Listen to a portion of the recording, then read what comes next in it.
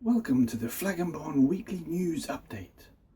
Breaking news: war was recently declared on Iran, specifically the clan region of Macondo, not to be confused with Mykondo, different thing entirely. Reports have been coming in over the last 24 hours of skirmishes and raids on various villages. There appears to be a ceasefire in place, so we're going to go to our man on the inside to get a full battle report. So over to you, Loki. What can you tell us?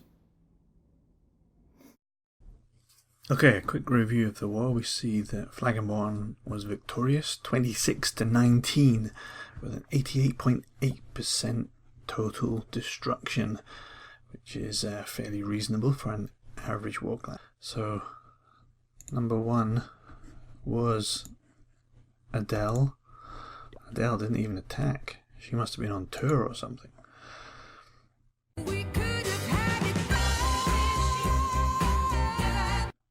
Alright, so let's have a look at some of the attacks. We'll start with Stutrek's attack on Adele.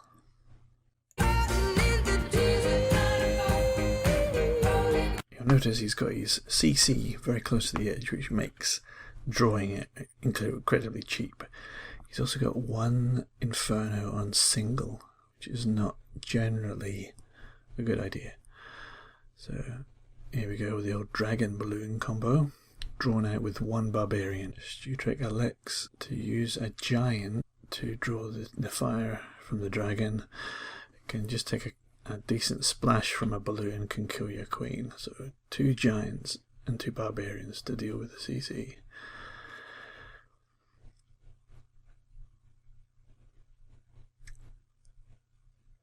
Didn't even use the second poison spell there. Now, ideally, Stutrek wants the queen to travel north, but of course she has other plans and moves south. Getting into the core with a jump spell on this base is relatively easy, but of course Stutrek didn't want to attack from this angle because you'll see what happens.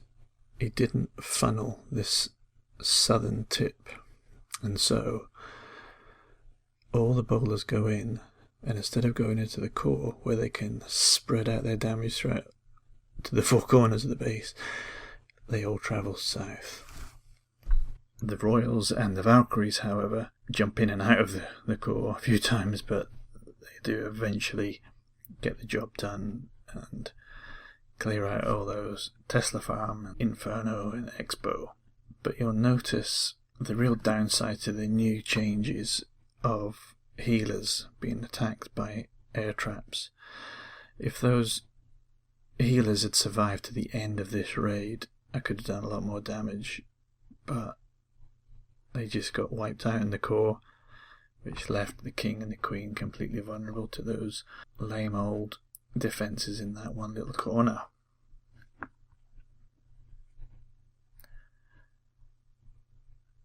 So there we have it, 67%. Boom. I chose this replay by Stonefoot for a couple of reasons to highlight a few things. I call it the flight of the Ginge. Notice first of all, in the previous video I mentioned using a giant. It can come in very handy because you don't realise the devastation that balloons can cause. Of course you did forget to use the poison, which affected things to a degree, but look at what the balloon, 2 balloons, boom, dead queen, decent level queen as well, and she's out of the game. Now this base is actually quite tricky because there's so many buildings outside that it's very difficult to create a funnel for your Valkyries. And the crazy Ginge, well, they just wander off. They're off doing a lap of honour. But I want to just highlight one other little thing. If you take a bunch of wizards with you, don't just chuck them all down in a tight ball. Look what happens when you save 1 or 2 for the end. How great is that? Steals the 2-star with 2 wizards. Meanwhile, the Valkyries and the Royal still flying around the outside, cleaning up everything. Next up, we have a nice attack from Phil. Gets the 3 stars on his opposite here, using dragons. Don't let anyone tell you dragons are stupid, but dragons are dead. Yes, they're fairly low level air defences. Takes the 2 out of the back. Focuses the dragons in the area where the other 2 are. The Queen and the CC will pull the dragons towards them, which is nice. And saves the royals for the end to help clear those last few buildings. Nicely done. I chose this replay from Mr. Sidders for 2 reasons. One, it's nice to see Sidders 3-starring his opposite, a Town Hall 9. Did well there. But also, it highlights that even if you don't have higher level staff, it's still possible to 3-star Town Hall 9. He's got relatively low units, relatively low royals, and still got through the base. Keeping those giants alive certainly helped. Good job. I wanted to just highlight this attack from Dolph, as it represents one of the strongest army compositions currently in the game. But if you're using a hog variant attack, you have some priorities at the start of the raid. You need to kill the Queen for it to work, and you need to kill the CC for it to work. Notice you had to make a choice which side to attack, the CC side or the Queen side. Well, he took care of the Queen nicely there. Now the hogs come out and run straight into a bomb. Fortunately they're on a heal, which is good. But look, that one little balloon survived. And will Dolph's Queen come and take care of it? No, of course not. She's just going to walk around and she's going to do her own thing. Hogs are flying. Hog attacks are more difficult these days because of the spring trap upgrades. You can knock 3 off at a time now, which is pretty devastating for a hog raid. And that pesky balloon is locked onto the hogs and determined to wipe out the last few.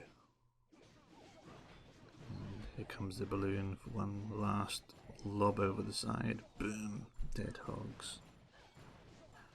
But still, very nice 3-star with a full health Queen and nearly full health King.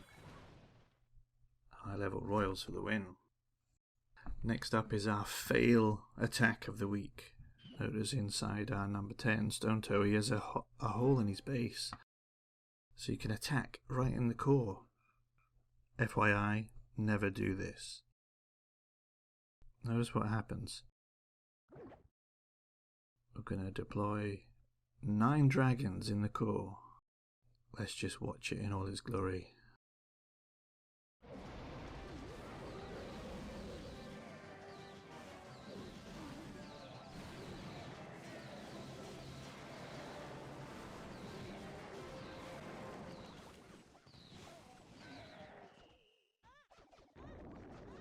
Killed by a goblin. Wasn't that just amazing? Alright, and finally onto our best attacker of the week. Sam got a solid 2 stars on both his attacks. The only Town Hall 10 to accomplish that in this war.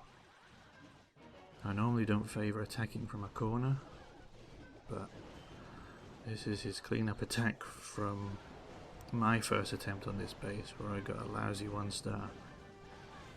Yes, his Queen wandered round the back, outside, but that's okay because it means she's out of the battle for a minute and then can rejoin once those pesky infernos have gone.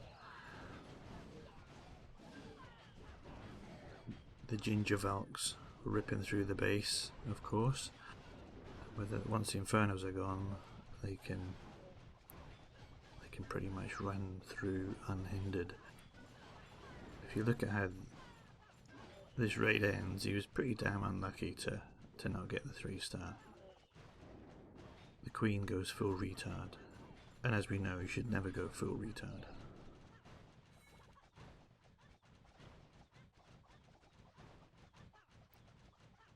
So that's all from me from the war in Iran. Back to the studio. Well, we thank you for that extensive field report, Loki. And that concludes this week's battle report from the front lines. Please join us again next time for more. I'm sure the ceasefire is only temporary. Reporting for Flagonborn News, I have been Stu Drake.